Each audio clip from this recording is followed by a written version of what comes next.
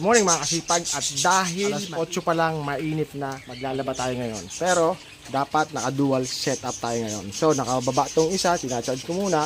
Itong isa yung ginagamit ko kasi 100% na yan ang battery. Pansin mo 11.8. So isa lang yung gumagana ng setup. 11.8. Pag tinaas ko tong isa, ayan naging 12.4. So ngayon, dahil mahina pa yung inverter ko, so babawasan natin yung nakaload para magamit natin yung washing machine. Ito, yung pan lang yan. Ito yung pan. So patayin natin tong pan. So patayin natin to. Okay. Patayin din natin to, mga generator na maliliit. Patayin natin to. So ang gumagana lang ngayon is itong rotor ko at saka CCTV. At saka ito, which is, ayun yan, 100 watts water pump. At ito, ayan, nasa ilalim. Ayan yung washing machine. Ayun yung extension ng washing machine.